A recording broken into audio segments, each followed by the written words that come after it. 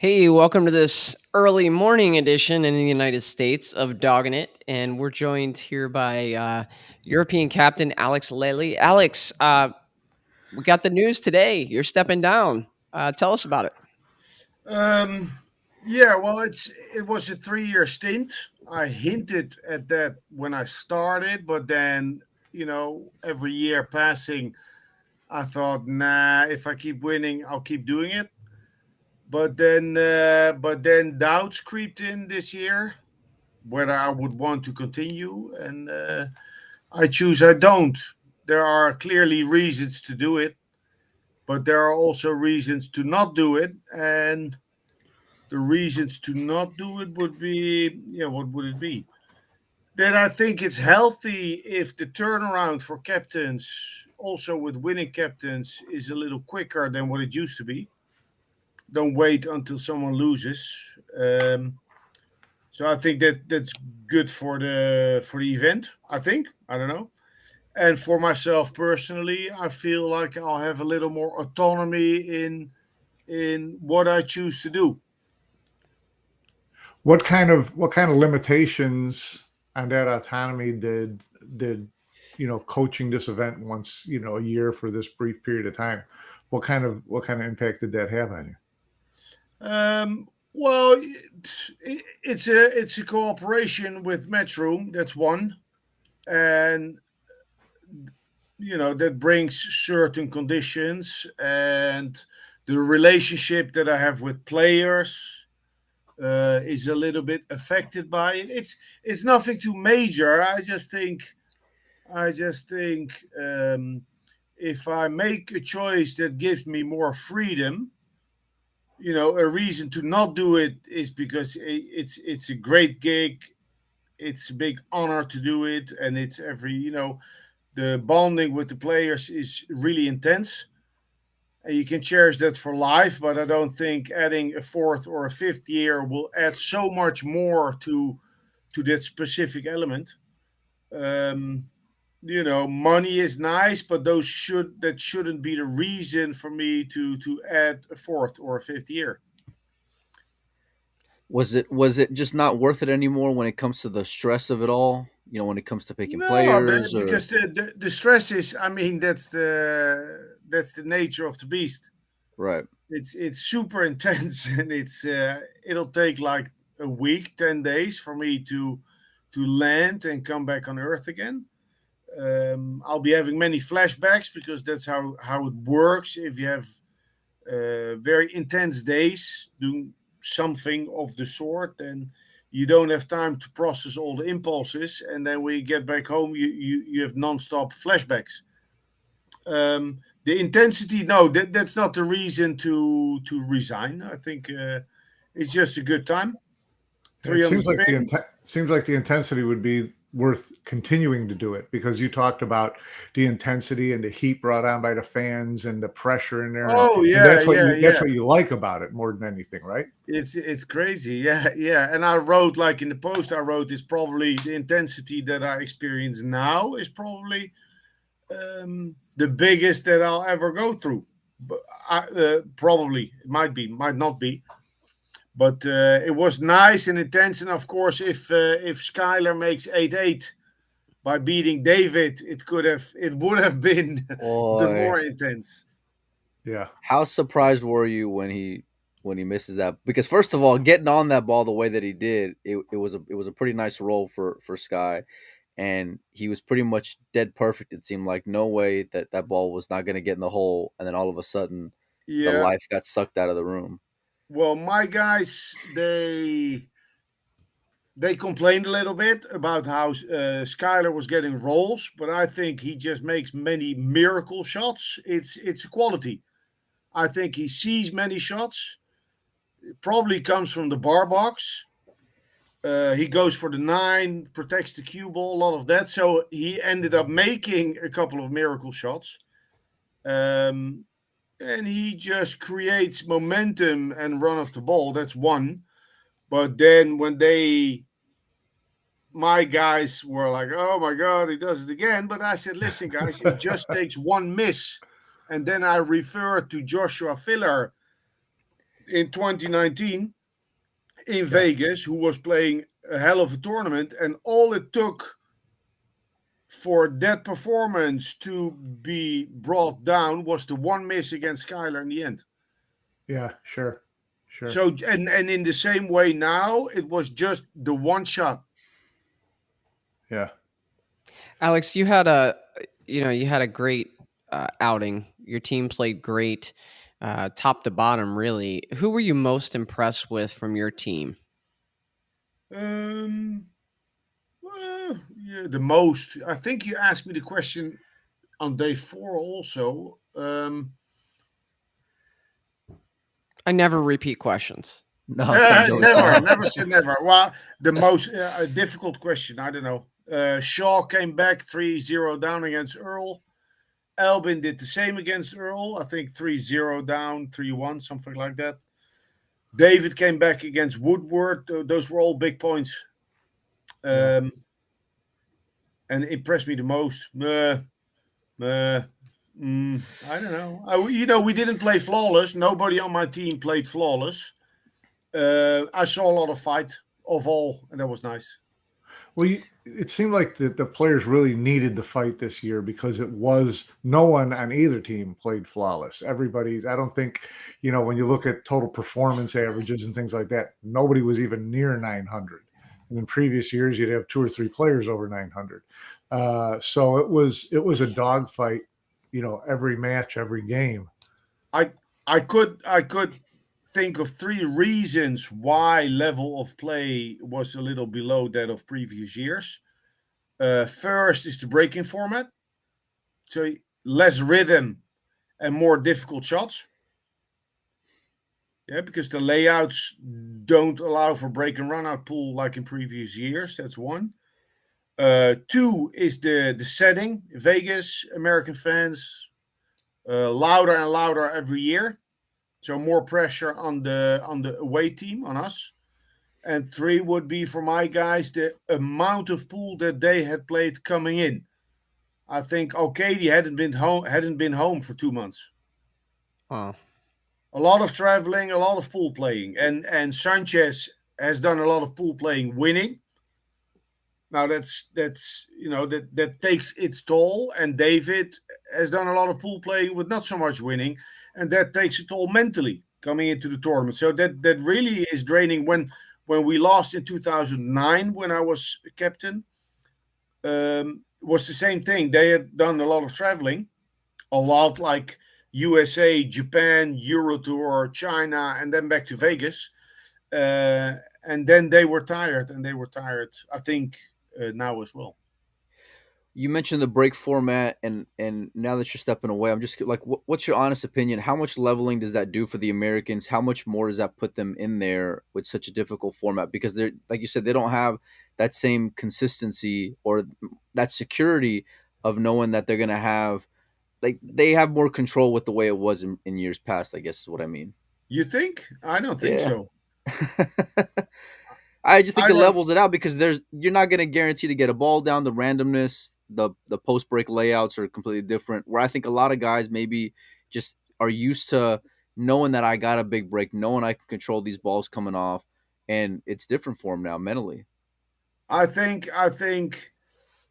getting more innings against, Yeah, if you're playing a better player, like on paper a better player, knowing that you're going to get more innings takes away pressure. For me, it would, and I think that's how it works.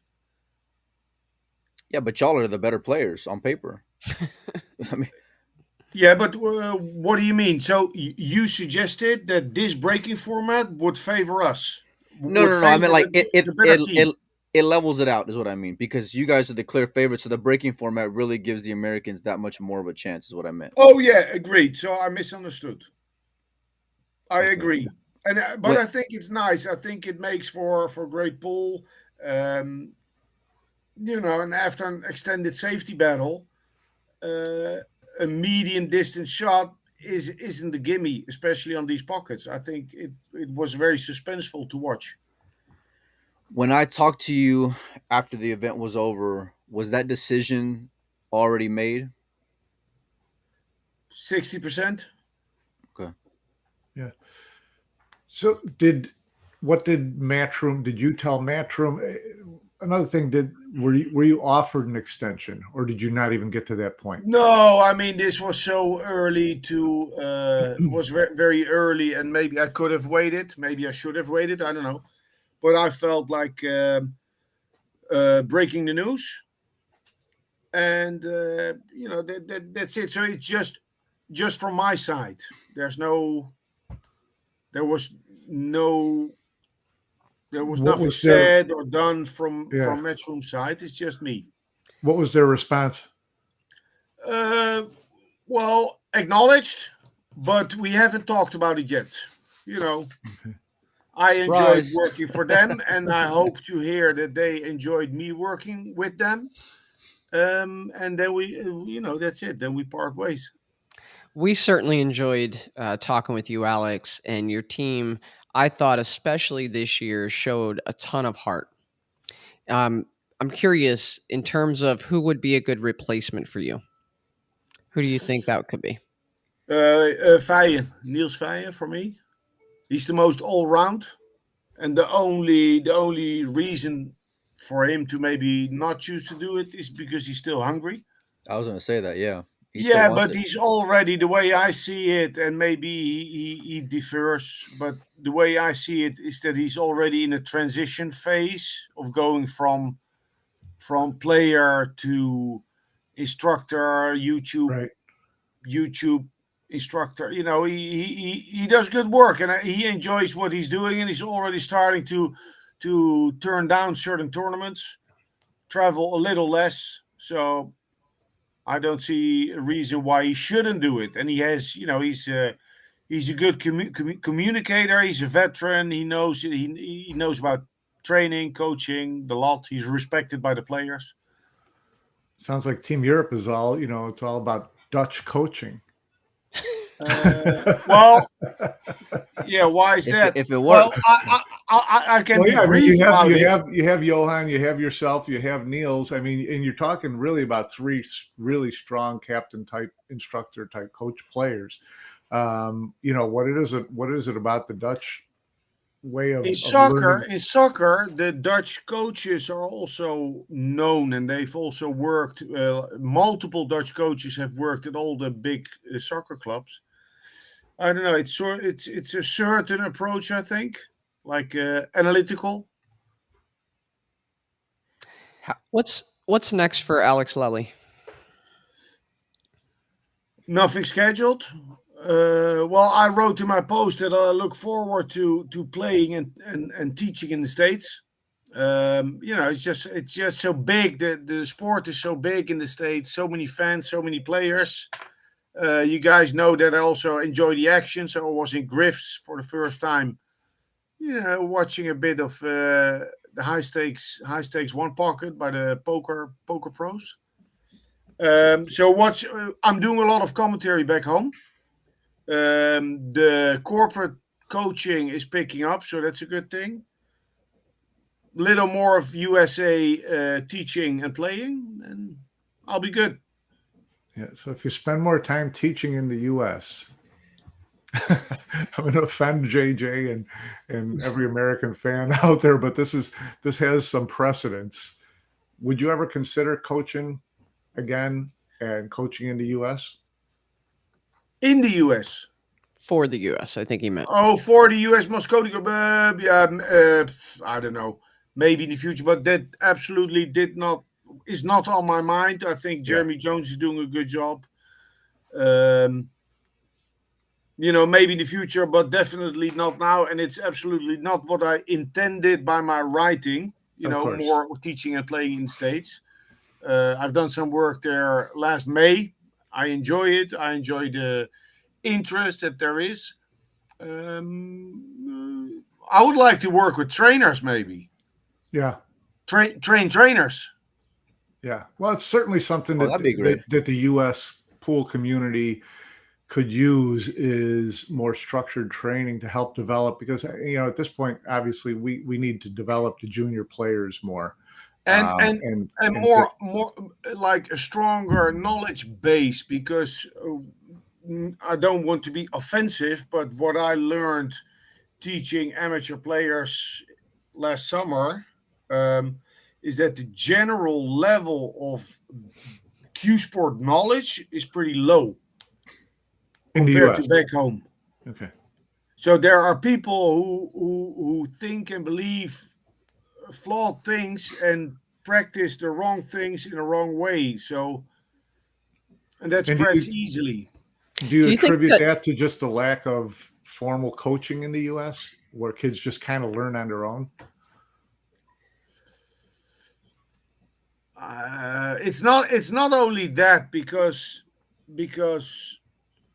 we didn't have coaching back in the day when I started 20-25 years ago. It's not that. Maybe it's a certain mindset. um I don't know.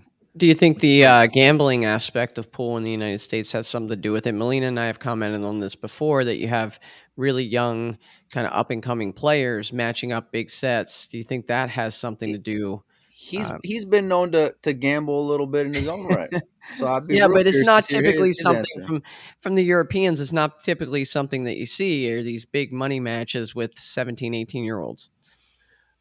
No, less so. But I think if you combine the two, that's very good. Like if player A knows that he's going to play a big set in 3.5 weeks from now, it'll mean that he's going to work hard for 3.5 weeks, and then the set is played, and then there's the learning afterwards. So in that way, it's a good thing to play challenge matches. But what I think happens a lot in the States is that people think they have no time to do solo practice, do work alone, because when they get to the pool room, Joey is there and they can play Joey getting the eight in the breaks and then play Well, $50 sets or $100 sets. they they know Joey's easy money. That's what it is. Well, or not, because it happened that I work with players and we talk, blah blah blah, and there's a little follow up from my side, and I said, "Did you practice that? We talked about it. Did you do that?" Well, I didn't really have the time to get into it, which just means that he's been going to the pool room still, but sticking to his old habits, just matching up a little bit. I think that gets in the way with many players. But I'm sure, I'm under the impression that there's a lot of talent now in the pipelines in the States. 15, 16, 17 year olds. Yeah, it seems like it. Yeah, it seems like it. And more structured, more drills, information is out there.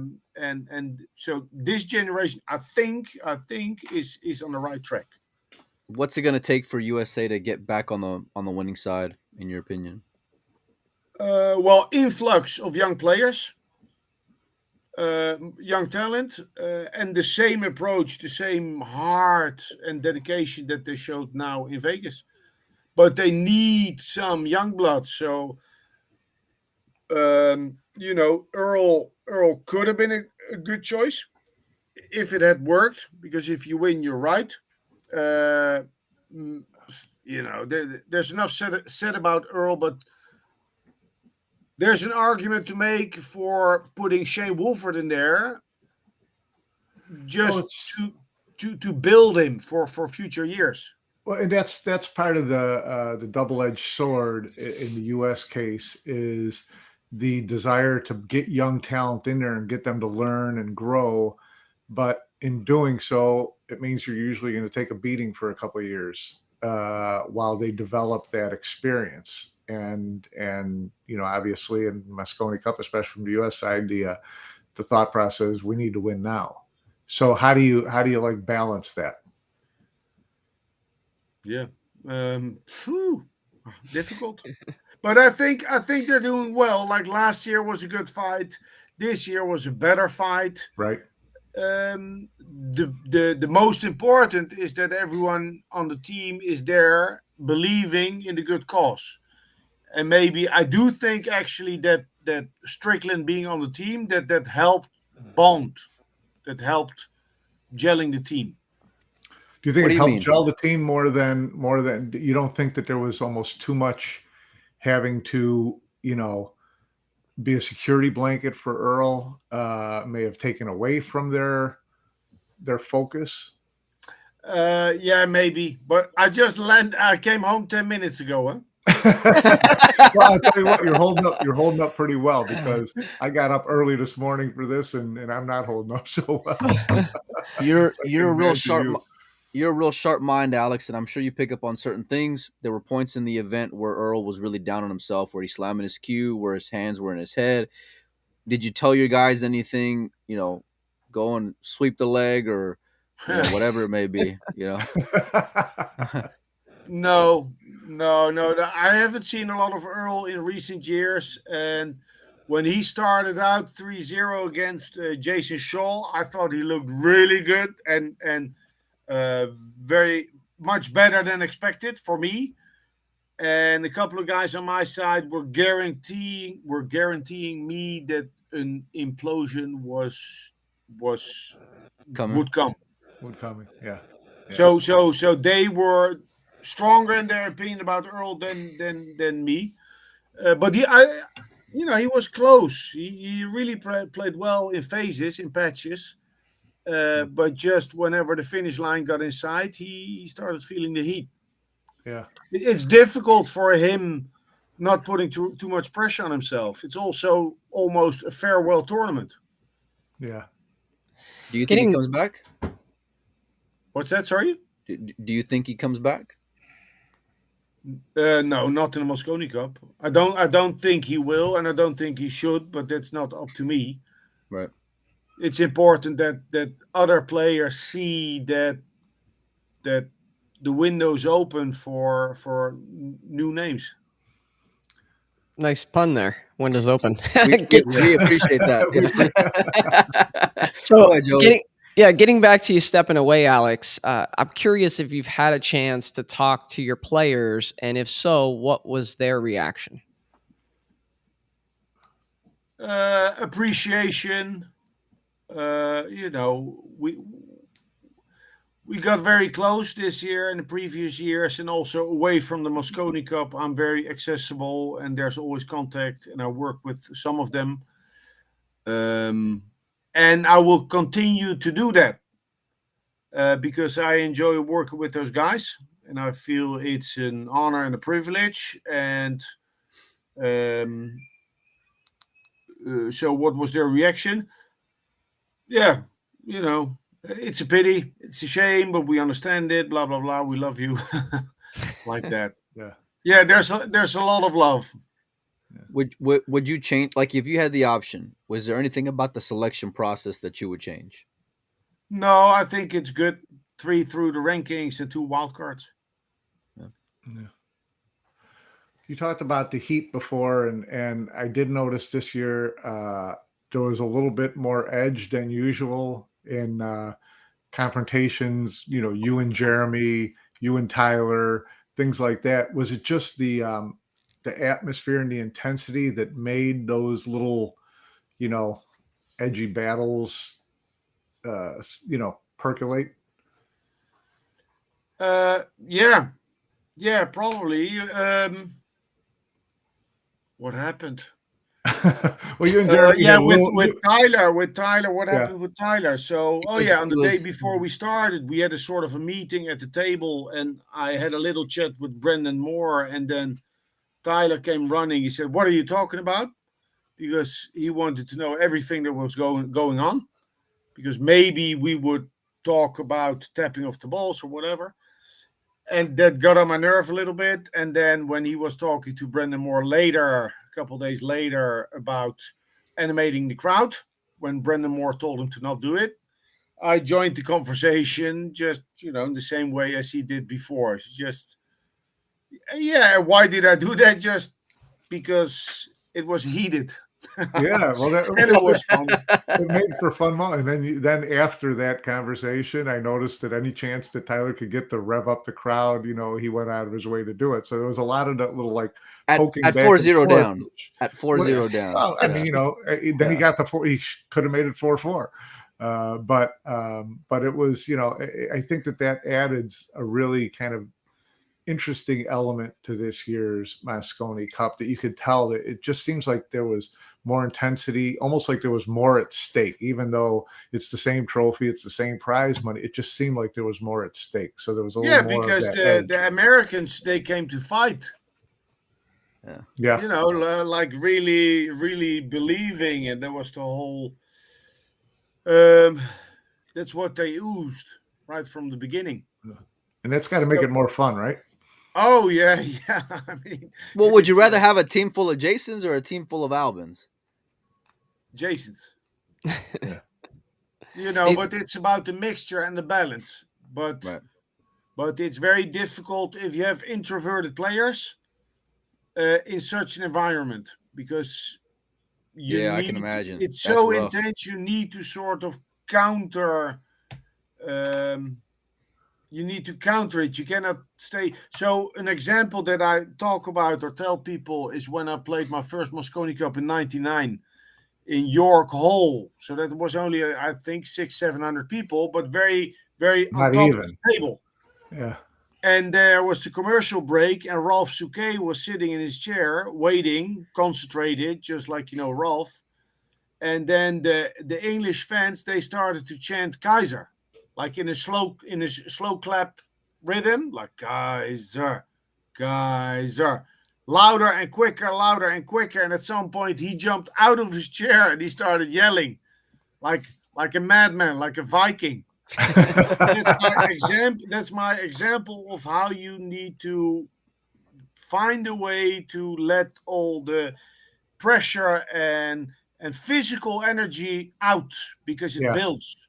Yeah. You can't do your normal breathing routine like in the US Open where you sit in your chair and you focus on whatever what because the outside energy is just too big.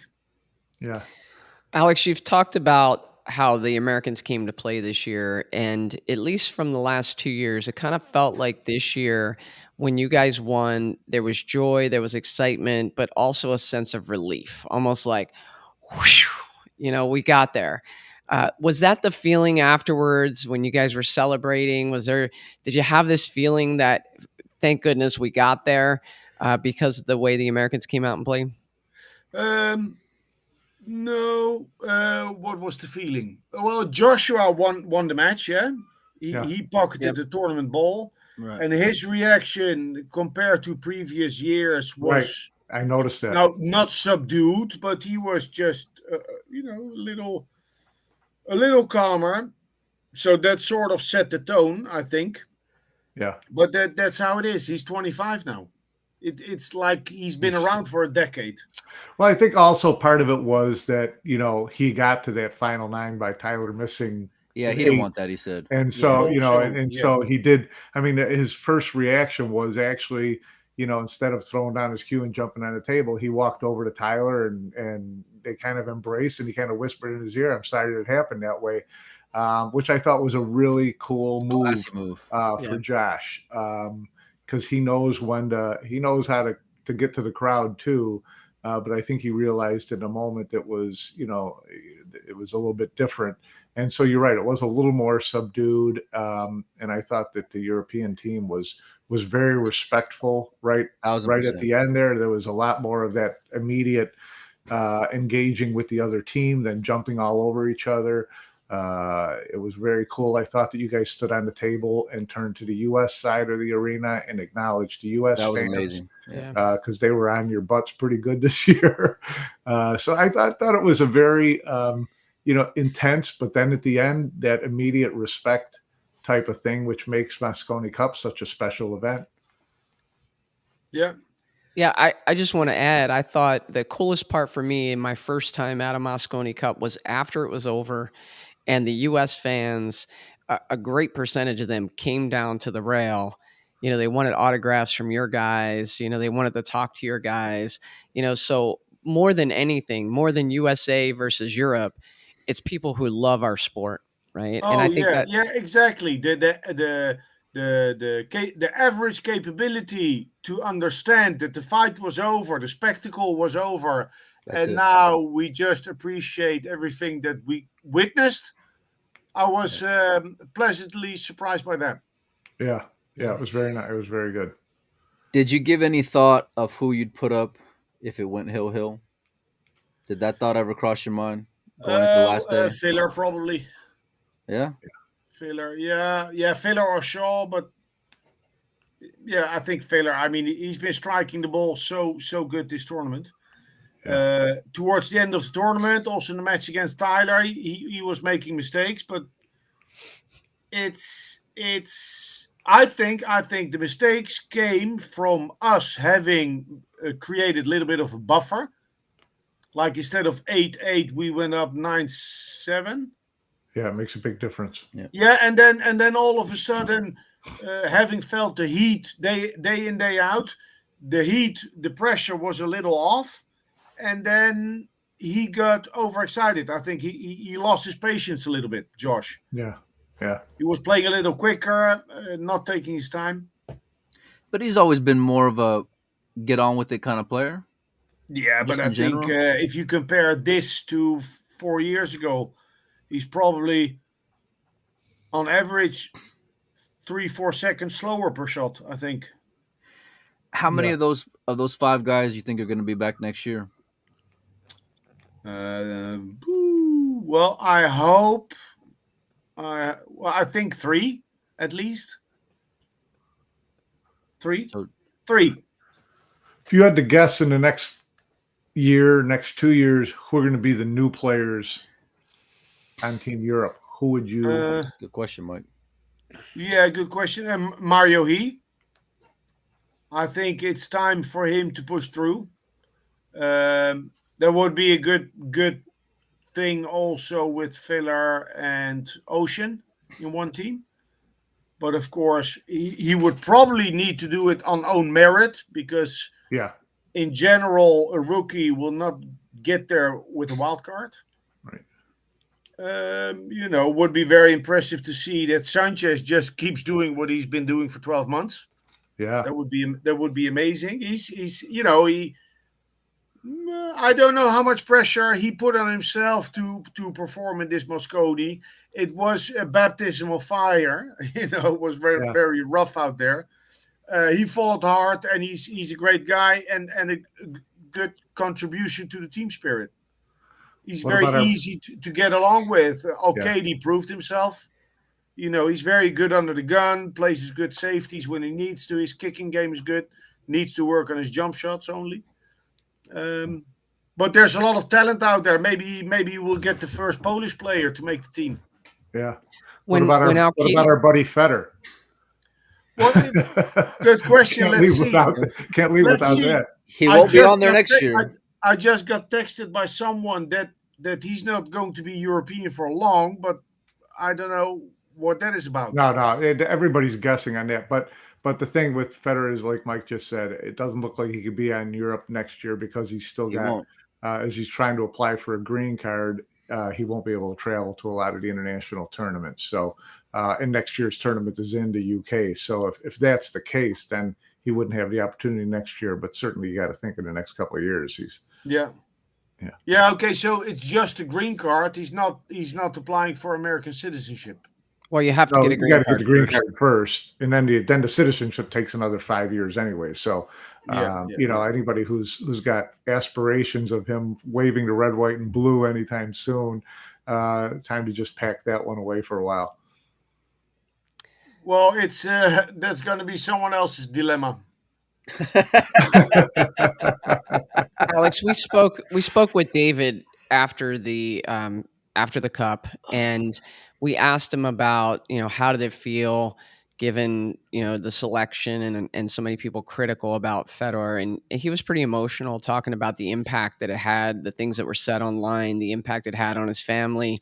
He has a child and a wife, and so all of that kind of came into play for him. Did you guys talk about that much, or did he share anything with you about how that was affecting him?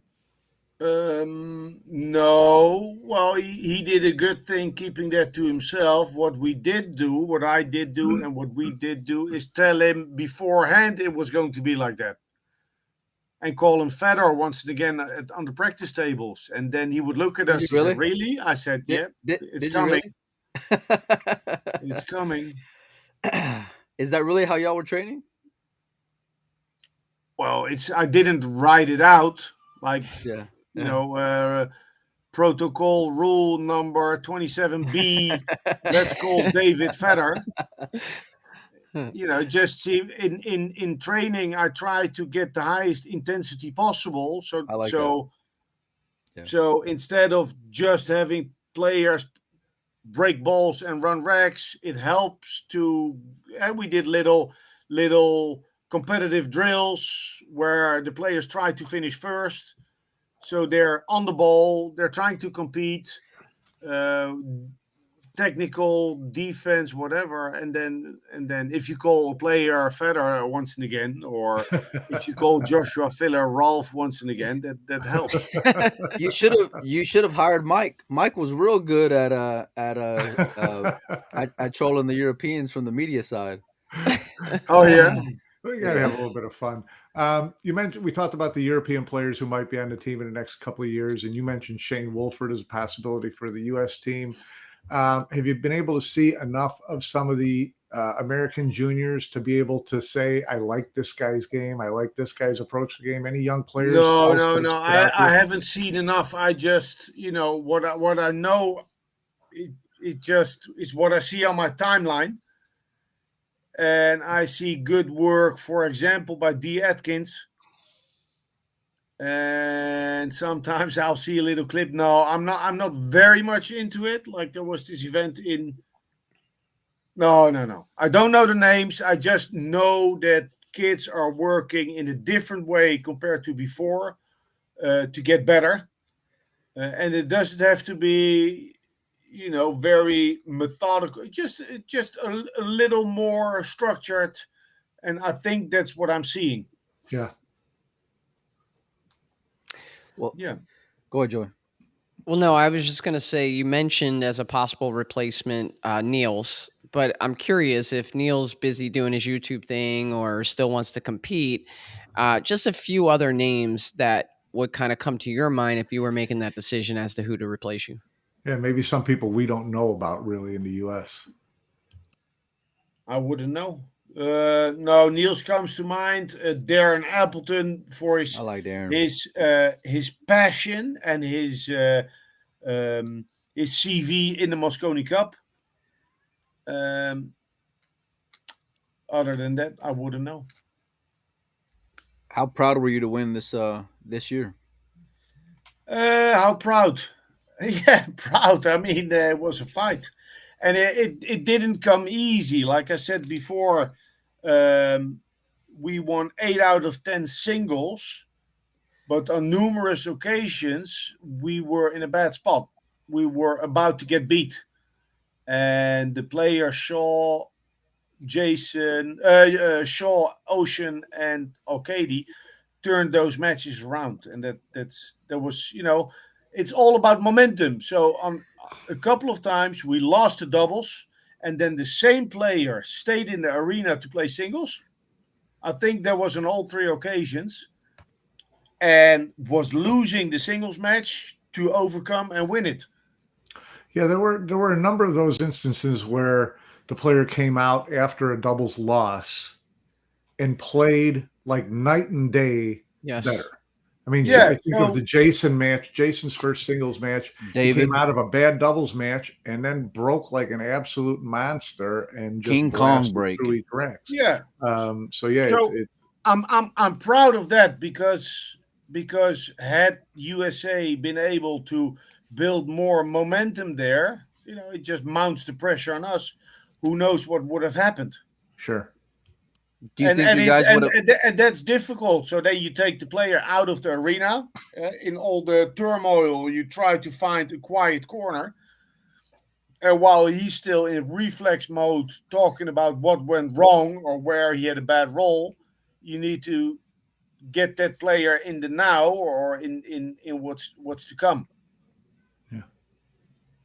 Do you think your players would have been able to handle that pressure if it gets to that 8-8, or if let's say the Americans even took the lead, because then you had Jason's match against Shane wasn't his best, and Shane had plenty of chances to win there. Do you Oh think no, that? no, Jason had some rolls there.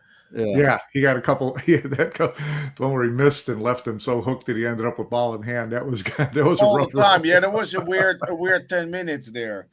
Yeah, Um, would they have been able? I think so. Yeah, of course we had not to take anything away from Oscar and yeah, Earl and Tyler, but their big guns came first, right. and we felt confident that our on paper superior players would do it if it would get to 8-8, 9-9, but you don't know.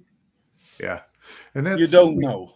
we talked about that a little bit. The difference between that end of day three, the difference between U.S. tying it at 7-7 and you being ahead 8-6 is a huge difference to the captain in terms of setting up their lineup for the final day, isn't it? Yeah.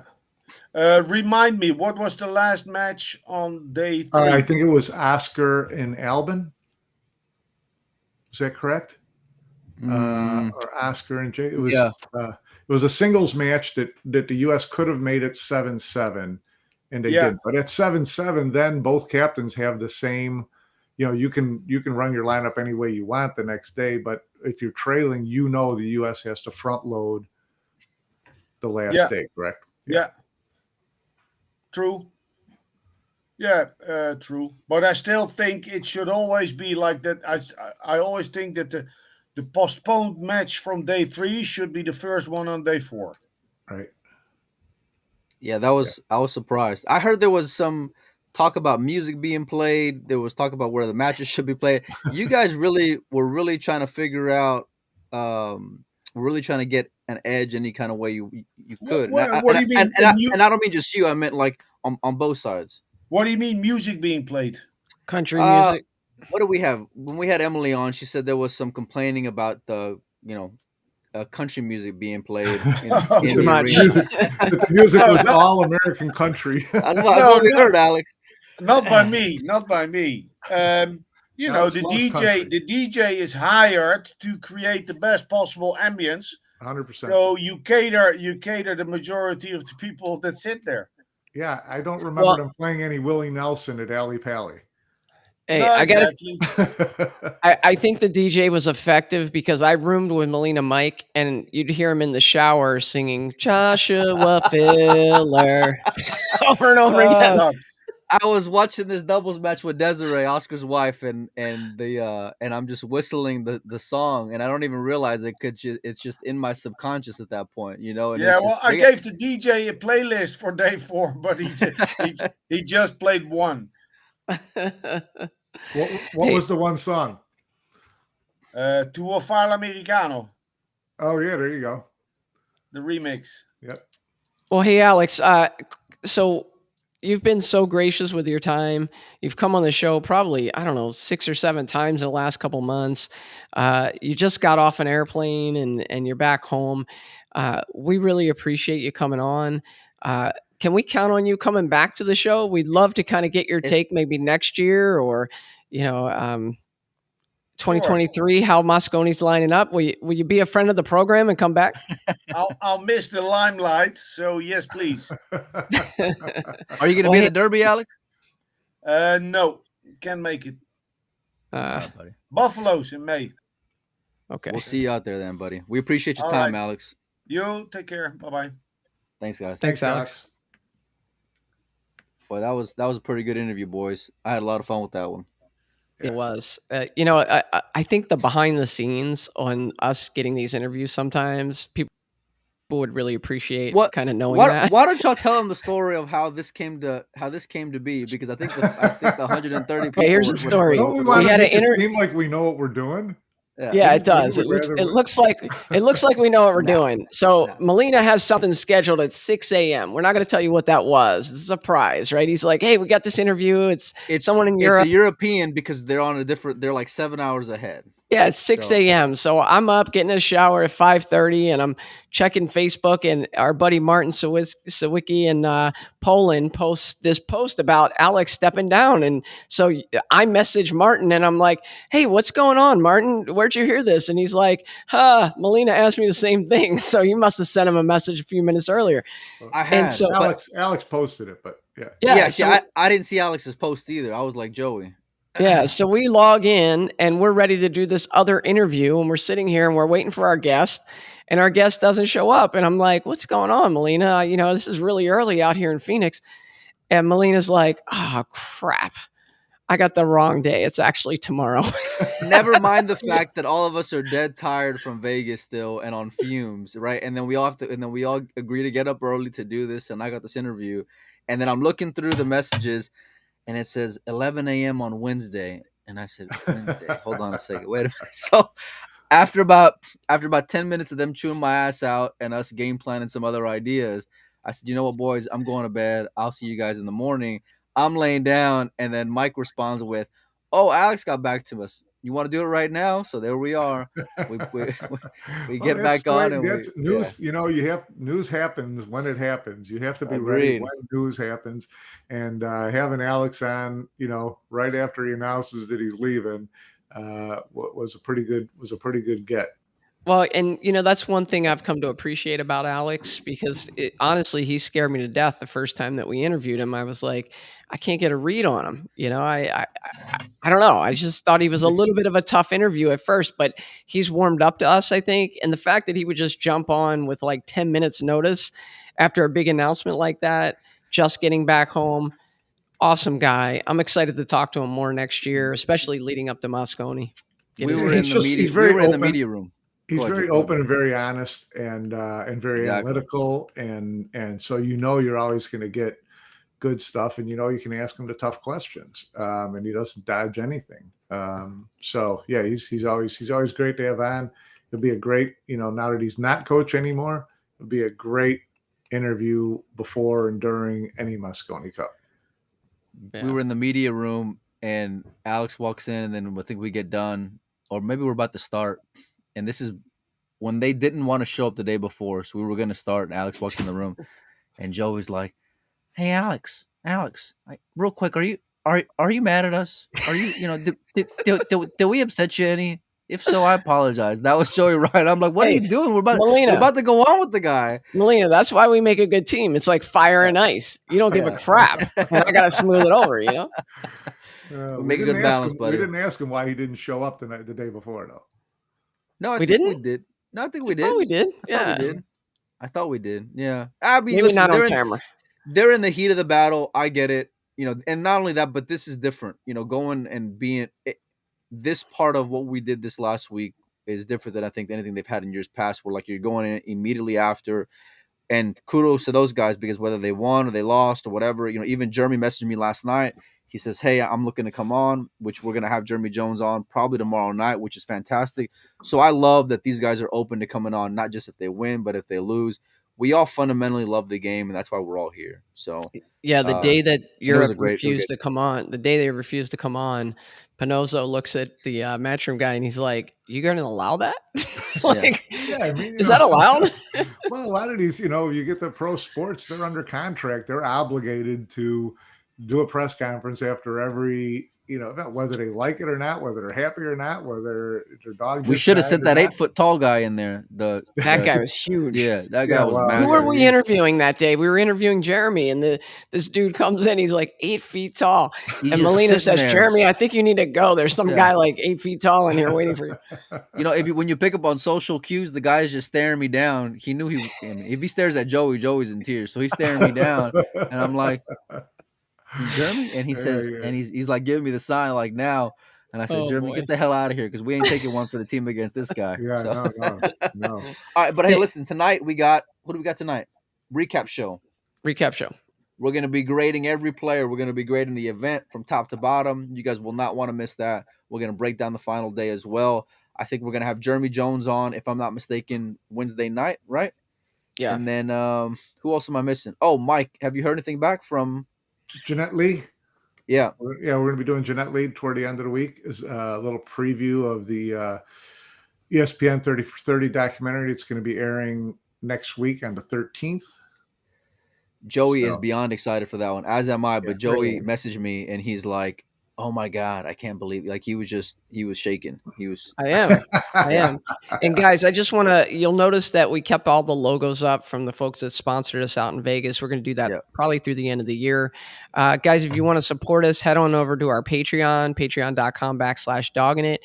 We actually gave out 4 passes last night to our patrons for the Shane and Tony match. We got a bunch of other giveaways we're going to be doing. We got a OB shaft and some other things. So if you want to check us out, head on over there. We have tiers for everybody. If you believe in what we do, just consider supporting us. So, guys, thanks a lot. Guys, this was fun. Fine, Melina. I'm okay waking up at 5:30 in the morning, even though you dogged it it. all worked out in the end. It worked out in the end. Thanks for saving my ass, Mike, by getting Alex. We appreciate you, buddy. Anytime. All All right, I see you got to guys. run, boys. Later, y'all. Don't dog.